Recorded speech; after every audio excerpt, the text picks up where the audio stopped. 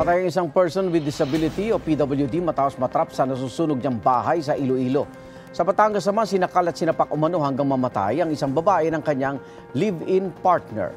May unang balita ang host ng At Home with GMA Regional TV na si Kent Abrigana. Kent?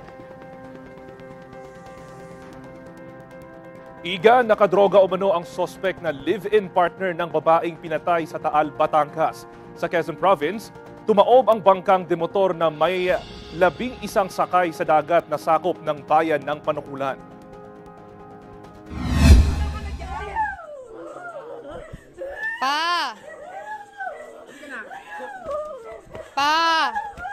Sa videong ipinadala sa GMA Regional TV, Balitang Southern Tagalog ni Joanna Vergara, maririnig ang pag-aaway ng kanyang magulang na si Jason at Maria Teresa. May dalawang lalaki na malapit lang sa kanila. Hindi raw sila umawat noong una sa pag-aakalang simpleng alitan lang.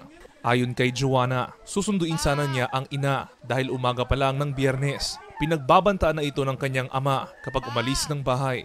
Pilit po siya hinahatak na pabalikwas po yung mama ko na ano po sa sahig. Sinamaan po sa mga paso po na mga matitigas po. Kasi yun po, nung pagkahigaan niya, doon na po siya sinampahan ng papa ko at sinimulan pong sakalin siya. Sinimulan niya na pong untog-untog yung ulo at sinapaksa pa po yung ulo. Inawat ng ilang kapitbahay ang sospek. Humingi rin ng tulong ang mga kaanak sa barangay at sa pulisya. Naisugod pa sa ospital ang biktima, ngunit namatay din habang nilalapatan ng lunas. Sa investigasyon, nagkaroon ng hindi pagkakaintindihan ang mag-live-in partner. Dahil daw po ito sa pag-alis ng kanyang ka-live-in partner nang hindi nagpapaalam sa kanya. Lango po siya sa droga. Hindi po pwedeng makulong lang ho siya. Hindi po sapat yung pagkukulong lang sa kanya. Gusto namin mahirapan din siya. Isinailalim sa drug test ang suspect. Sa aming validation sa background niya, meron din po siyang mga history ng mga pananakit at saka pagpatay sa probinsya ng Rizal. Naiuwi na ang labin sa kanilang bahay sa Antipolo City. Sinusubukan pa ng GMA Regional TV Balitang Southern Tagalog na makuha ng pahayag ang suspect na naharap sa reklamong murder.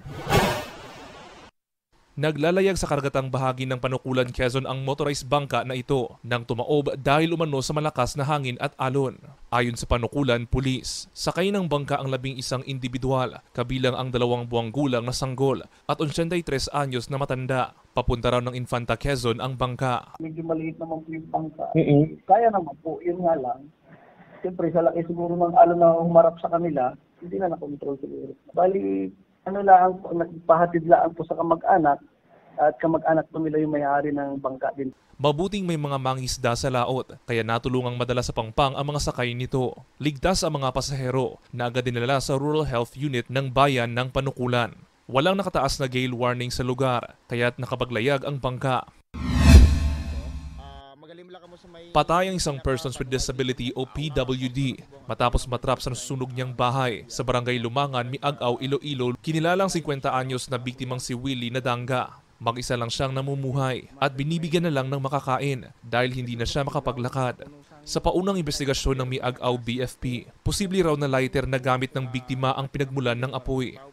Sa nagkulog sa may sulod sa iyang CR, which is ang CR, so nagmasimple made of light materials na mga dingding. Posible nga nangita siya sa mabugnaw pag may tubig na lugar. Pillar. Nasubong actually no, may police line ang area, no? At yan ang pinakahuling balita mula sa iba't ibang rehiyon ng bansa. Abangan mamaya dito sa Mindanao ang At Home with GMA Regional TV. Alas 8 ng umaga pagkatapos ng unang hirit. Maraming salamat, Kent Abrigana.